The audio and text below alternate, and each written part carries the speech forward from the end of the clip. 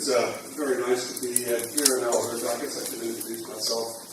As you can tell, I have a North American accent, but I've actually lived in London for 25 years. But I'm really from Colorado.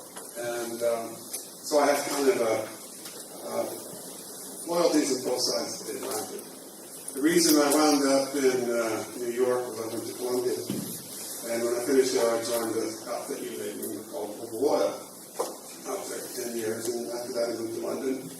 I was an oil and gas partner in Osterwald doing big projects all over the world, mainly in downstream and refining chemicals, because that's what I did with Mobil. Now that kind of gives me a slightly different perspective. And when I was approached about the Kitty Mac project, I had 2 weeks to do it. But fortunately, I knew a little bit about how to evaluate these sorts of propositions. And the story I'm going to tell you is the way I look at this from the point of view of the way the industry would look at an investment like this, which is all entirely, what you need to learn when you look at industry economics is everything is an alternative value. Something is worth only what it's worth the next best option. So when we were approached by AFL to do this, I thought, well, this is really interesting because we have something here we didn't have in Kitty Mac. We have a mass balance, very important. An estimated capital cost, I do not believe in Kitty Mac one.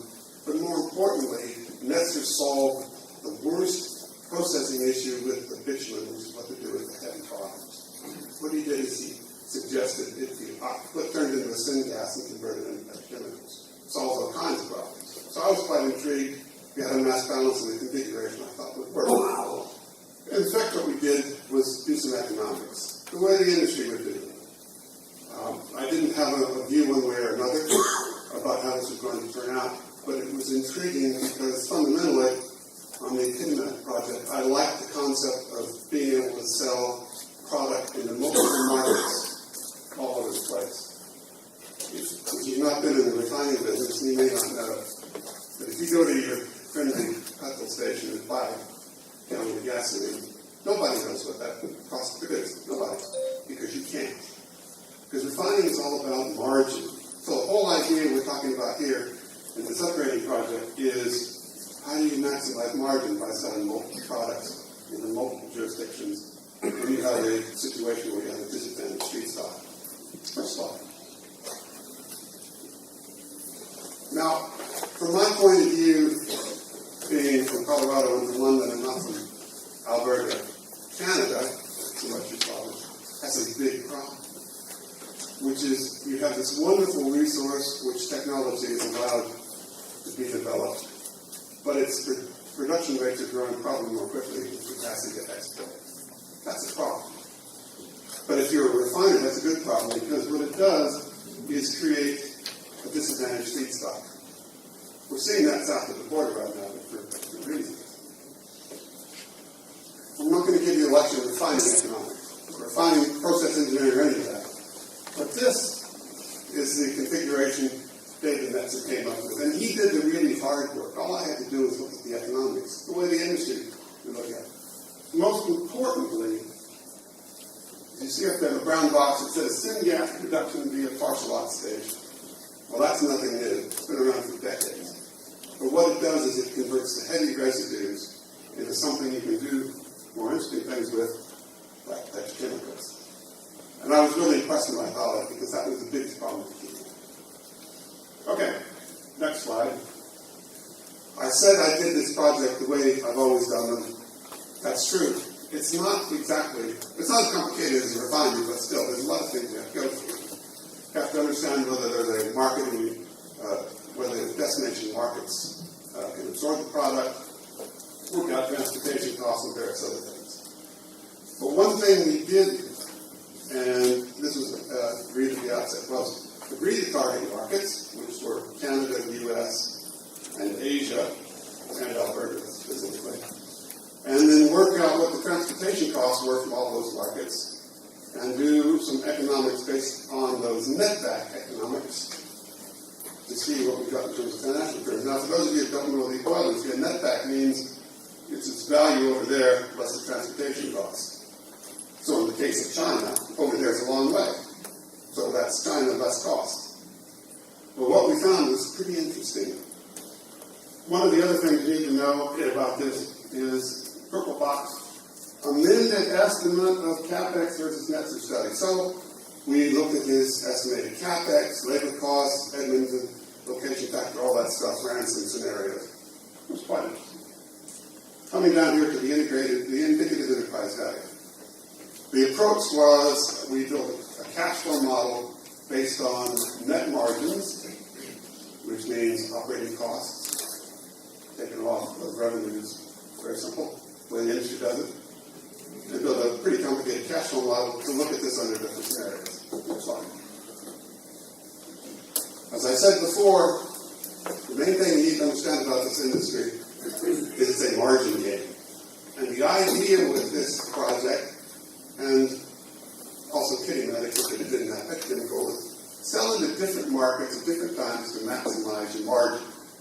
So we're not talking about building a plant in Alberta to supply Alberta. We're talking about building a plant in Alberta because you have the resource, you already have an industrial zone, and you have access to multiple markets. And then it also doesn't need a crude oil pipeline to the West Coast.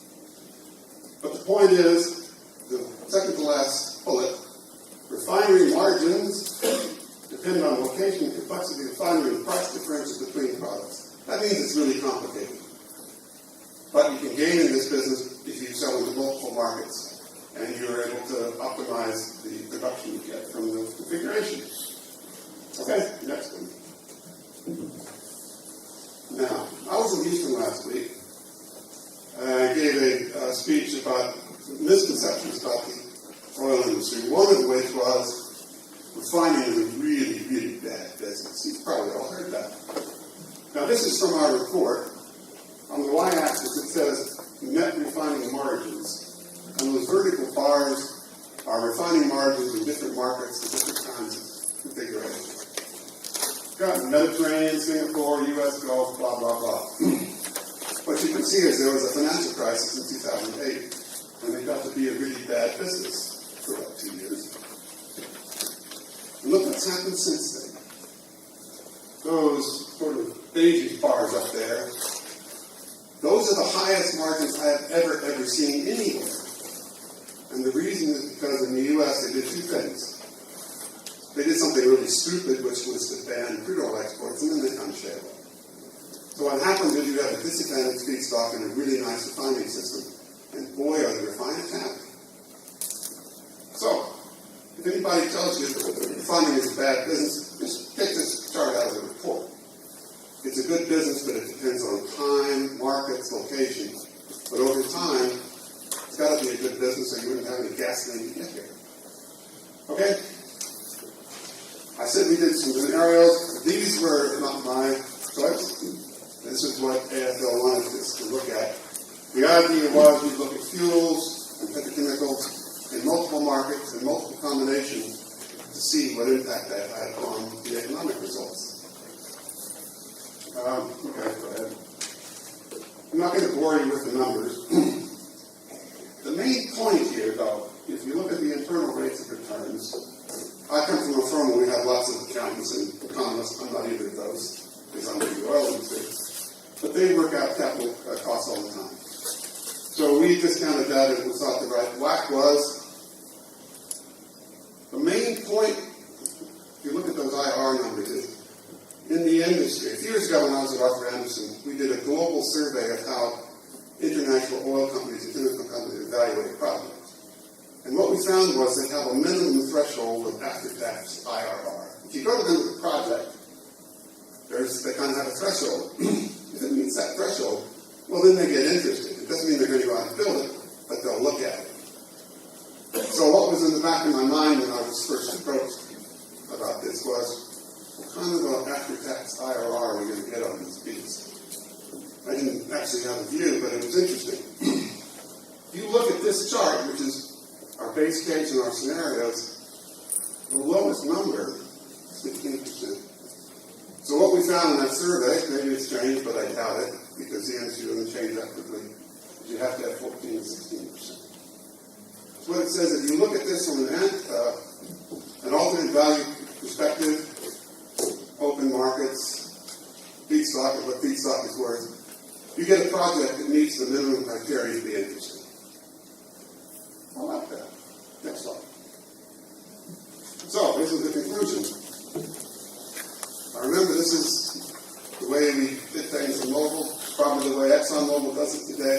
It's the way we evaluated projects in China, Turkey, the Middle East, South America, North America. We've done this lots of different times. We use it.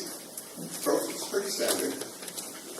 What it tells us, Metsa did a really nice job, came up with an elegant technical solution, solved the biggest difficulty you have with upgrading Alberta oil sands. Because it converted the heavy residue into something you can really deal with without having to add a lot of hydrogen. The market value of oil sands is currently quite low, partially because, well, it's not very nice, but also because I think increasingly there's an issue around its ability to be exported. I was with some people in the industry that came to Houston last week, and I have to say that the prevailing view is they don't think Keystone will ever be built. I know there are some issues in Canada about the Gateway Pipeline, which I probably don't understand as well, but it has some more issues. But the main idea here is not to supply Alberta. It is to have an export plant to sell multiple products into multiple markets to maximize margin. That's the game in refining. And granted, it's different in a petrochemical plant because you can actually know what your production cost is. But in terms of percentage of output, it'll still be the fuels that will probably dictate that. The last point here, there's an issue with exports to oil sands. We all know that, but we think the number suggested that by selling into multiple markets, this would be an interesting project. That's what we found.